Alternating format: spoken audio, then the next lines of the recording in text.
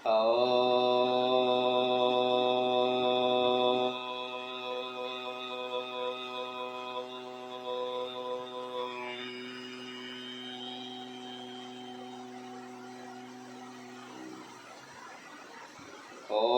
శాంతి శాంతి శాంతి.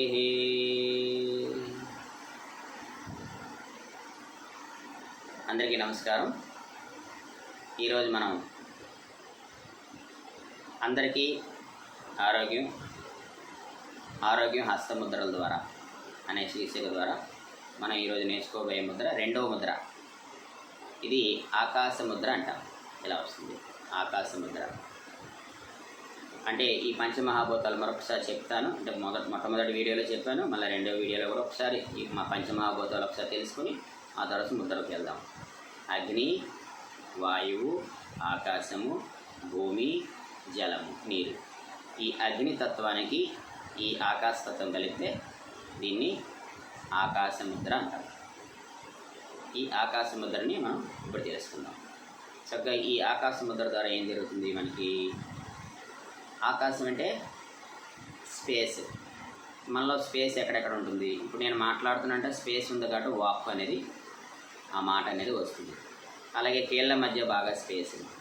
అలాగే మనం పొట్టలో ఆహారం వేసేది స్పేస్ ఉంది కాబట్టి చక్కగా అరుగుదల బాగా వస్తుంది.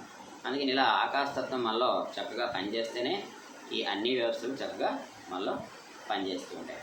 ఈ ముద్రని ఎవరు వేయచ్చు? చక్కగా అందరూ వేయచ్చు, ఎవరైనా వేసుకోవచ్చు ఈ ముద్రని. ఇందులో ఈ రెస్ట్రిక్షన్స్ 8 సంవత్సరాల నుండి చక్కగా ఎంత వయసు అయినా మనం ఈ ముద్రని సాధన చేయొచ్చు.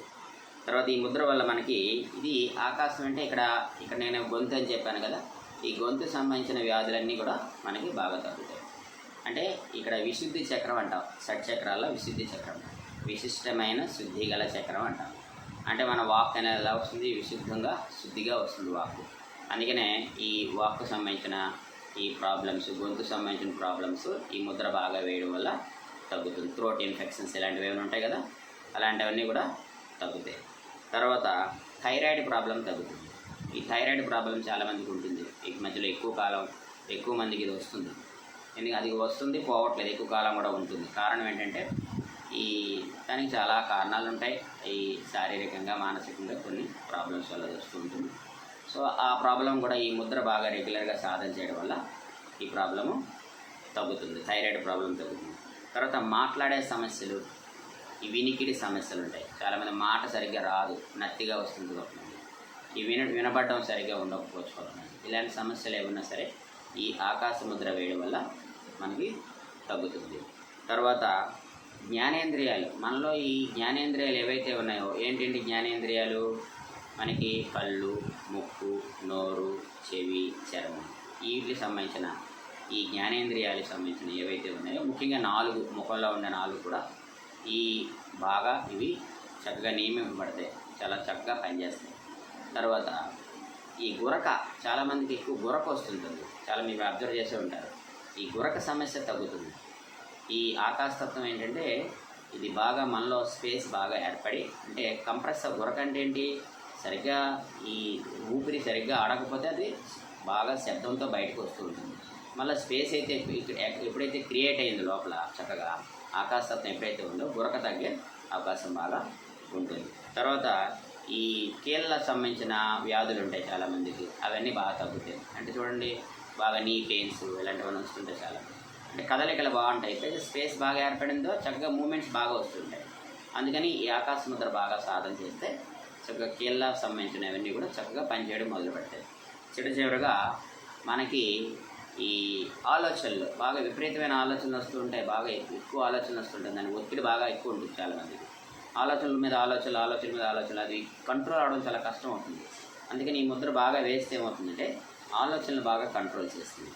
సో ఈ ఆకాశ ముద్ర చాలా చాలా ఉపయోగం. ఎవరైనా వేయచ్చు, చక్కగా సాధన చేయండి. ఎన్ని నిమిషాలు సాధన చేయాలి? 45 నిమిషాలు సాధన చేయాలి రోజు.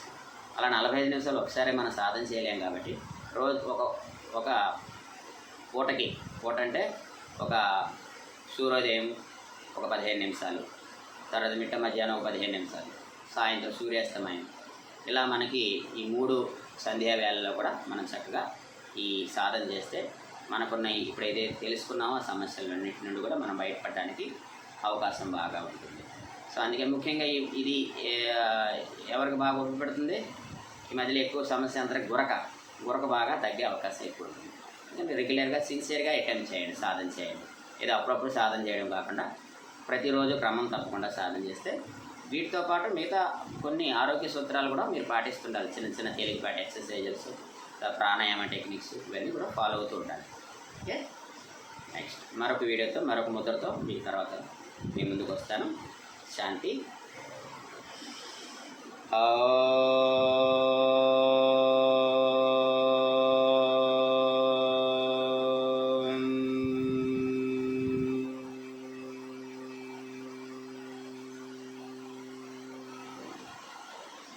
ఓం శాంతి శాంతి శాంతి. లైక్, సబ్స్క్రైబ్ అండ్ షేర్ మర్చిపోకండి. Thank you very much.